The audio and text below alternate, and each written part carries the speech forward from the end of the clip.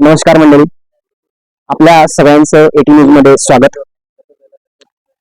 एक ज्वलंत प्रश्न आजच्या कंडिशनला, आजच्या दिवसाला आहे. वाढलेलं उन्हाळ्याचं तापमान, ह्या दिवसात जे तापमान आहे ते सोसावत नाहीये. बऱ्याच जणांकडनं त्राही त्राही होते सगळीकडे. जळगावचं तापमान जवळजवळ 42-44च्या आसपास गेलेलं आहे. आणखी दीड महिना, जवळजवळ किंवा दीड महिन्यापेक्षाही जास्ती जायचा बाकी आहे.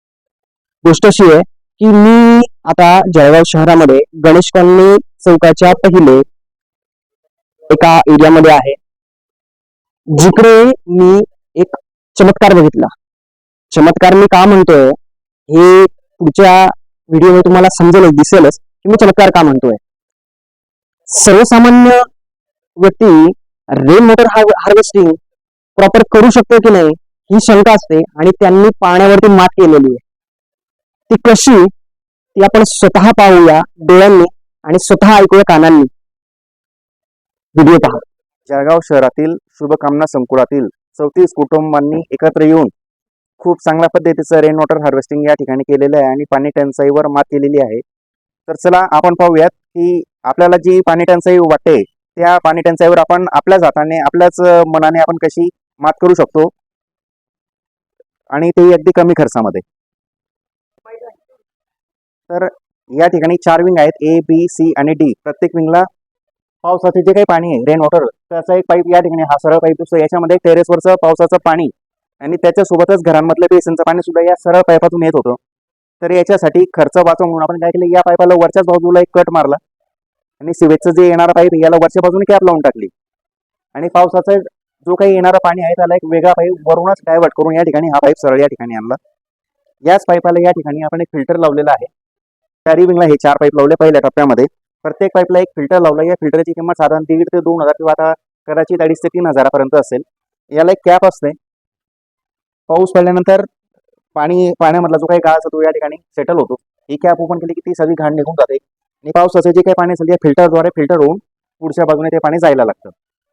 टेरेसची जी काही दुसरी बाजू आहे त्या ठिकाणी सुद्धा आपण असे 4 पाईपांना फिल्टर लावलेलं आहे, आणि फिल्टरद्वारे हे पाणी या ठिकाणी चेंबरमध्ये येतं, आणि तिथून दोघं बोरवेलला एकाच बाजूने एका पाईपातून ते सगळं पाणी डायव्हर्ट केलेलं आहे. एका बोरवेलमध्ये ते पाणी जातं, तिथून जे काही पाणी ओव्हरफ्लो होईल किंवा त्या बोरवेलला जाणार नाही ते पाणी पुढच्या बोरवेलच्या सोकेटमध्ये जातं आणि तिथून त्या बोरवेलला हार्वेस्टिंग केलं जातं.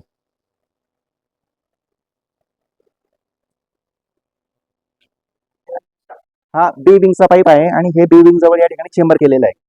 तर एका बाजूच्या सर्व टेरेसचं पाणी या एका चेंबरमध्ये येतं आणि इथून बोरवेलकडे ते पाणी डायव्हर्ट करण्यात आलेलं आहे.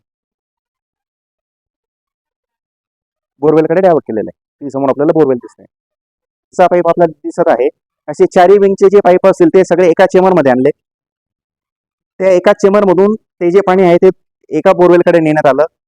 टेरेसचा जो काही दुसरा भाग होता त्या ठिकाणी सुद्धा जवळपास 4 ते 5 पाईप होते. त्यांचं पाणी सुद्धा त्याच एका चेंबरमध्ये आणलं आणि तिथून 2 बोरवेलला वेगवेगळ्या मार्गाने ते पाणी बोरवेलमध्ये हार्वेस्ट केलं जातं. तर अशाच पद्धतीने जर आपण सगळ्यांनी जर पाणी टंचाईवर मात करायचं ठरवलं तर रेन वॉटर हार्वेस्टिंगच्या माध्यमातून आपण हा प्रश्न कायमचा निकाली लावू शकतो. धन्यवाद. तर मंडळी, तुम्ही बघितलं की एका सर्वसाधारण व्यक्तीने किंवा एका समूहाने या अपार्टमेंट मध्ये किती सुंदर पद्धतीने पाण्याचं नियोजन केलेलं आहे.